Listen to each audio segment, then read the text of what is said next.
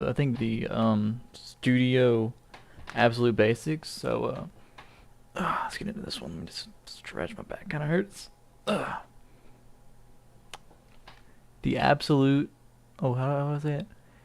Absolute Basics for Roblox Studio. So the first thing you need to know is how to move your camera around. So what you can do is you can hold right click and then move your mouse around to look left and right. Without moving around, you just pan around. Next, you need to know how to move your camera alongside with panning it. So you can do W, S, A, and D, or if you're somebody that doesn't use W, S, A, D, you can use the arrow keys, which will work the exact same way, but it's a little bit easier to use W, S, A, D. Next, you need to know how to grab an object. So what you can do is you can click left click and you'll select an object, or you can hold it when you left click and you can drag the object around. Now we're going to press Control Z to undo what we just did, but if we undid something and we wanted to actually redo it and we changed our mind, we would do Control Shift Z. Next, we need to use the Move tool. So if you click Move in the top left, you can click on an object, and then when you grab on these arrows, up and down, left, right, front, back. Now we have the Scale tool. So it's about the same concept, except you only do it along one coordinate. It's the same concept, but you do it alongside only one part of the coordinate. So right here on the X, right here would be the Y, oh, right here would be the Z, and then this would be the Y. Now what you can do if you want to increase an object size overall, what you would do is you'd hold shift, grab it from one angle, and when you pull it up, what it will do is it will stretch it, make it bigger going up. Or if you want to go down, down, left, you would hold shift and then pull it to left. And it will grow the way you're pulling it. The next thing you know is how to rotate an object. So now if you click on the rotate tool and then you click on the object, or if you already had it selected, you can go and you can do it along each coordinate as well. Next, what you need to know is what collisions are. So if you have to believe when you first start Roblox Studio, collisions will be off by default. But if you have collisions on, it will collide with any object, and it will go through it if you pull down far enough, left, right, however you want to do it. If you have collisions off, it just goes through the object. Next is the terrain editor, which you just need to know that it exists. It's something a little bit more advanced, but you can generate terrain or you can draw it, for example, like with grass, like that. Next that you need to know is the color. So when you have an object selected, you can change the color through choosing one of these colors. Now what you need to know is how to anchor an object. Anchoring an object is so that you start Roblox, this won't fall. So when you have this selected, you can click on anchor right here.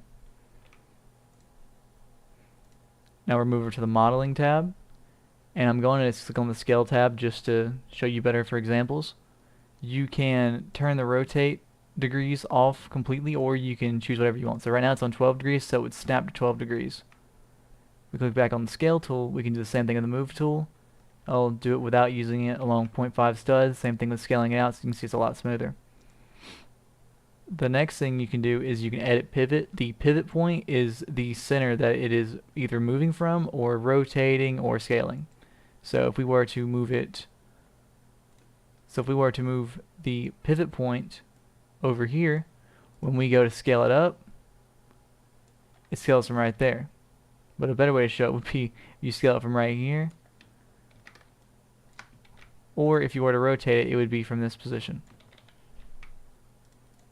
The next thing is if you want to add a part, you just click this little part piece, or if you want to add a sphere, wedge, corner wedge, or cylinder, you select underneath the drop box. Color shows up again on this as well.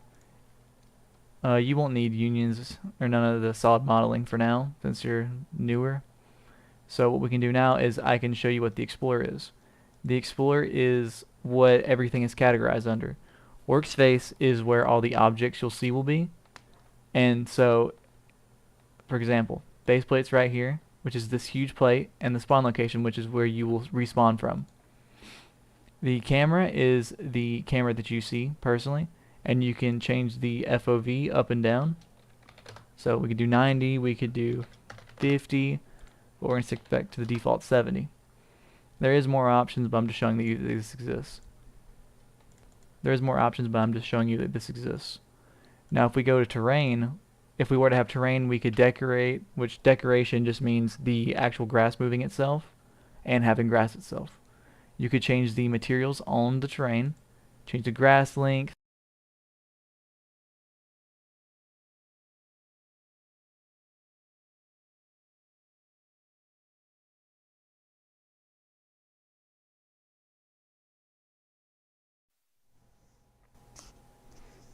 you won't need to know any of the terrain stuff right now since you would be newer to Studio if you're watching this video.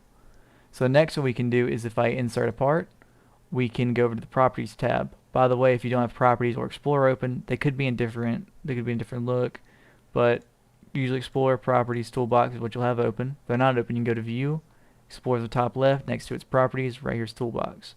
We don't need Command Bar. Command Bar isn't used much, especially for beginners. But anywho, we can go back to this part. Properties, you can change the size of here. So if I wanted 111, it'll now be 111.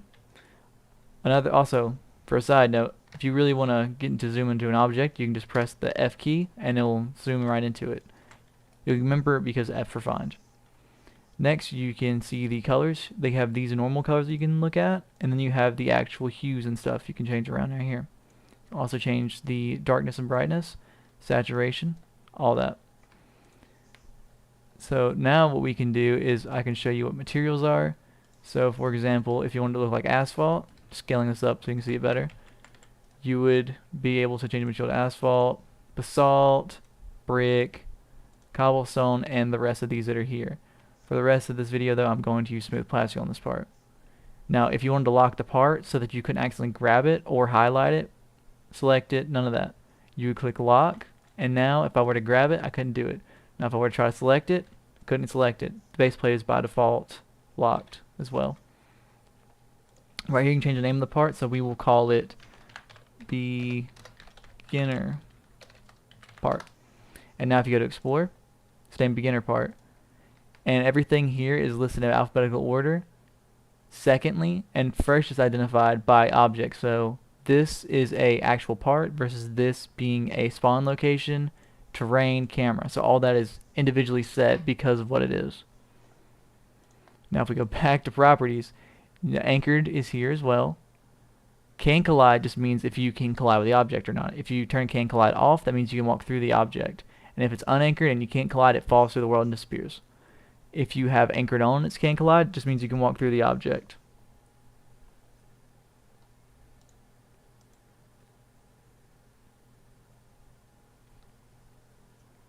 Now that should be all for the basics. The only thing that I can recommend for somebody that's brand new to do is to just tweak. The only thing I can recommend for people to do is just to mess around with the tools. For example, if you really want to understand what scale tool is, you just start using it, mess around with it. You know, maybe you learn the hotkey that you hold control, and you can do it on both little angles. Another thing you could do is you could just try to mess around with things like this union. You know, if I wanted to put a little hole in this object, I could just do negate, then hold control, click on an object, union. Boom, we got a hole in it. There's just little things you have to learn over time from just messing around with the tools. Not everything can be taught through a tutorial. Sometimes you just have to go out and just experience it yourself and try to learn it for yourself. But if you can't figure it out yourself, they're guaranteed as a tutorial for almost anything, so